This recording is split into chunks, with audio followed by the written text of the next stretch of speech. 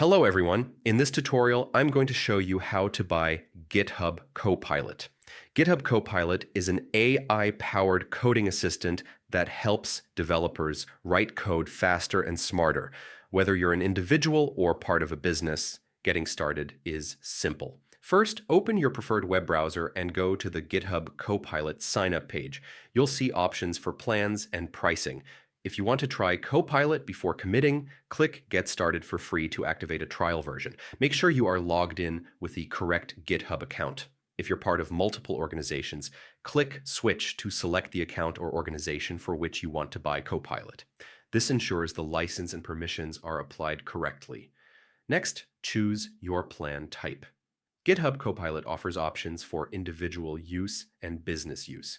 Review the features and benefits of each plan carefully, then click Get Started under the plan that fits your needs.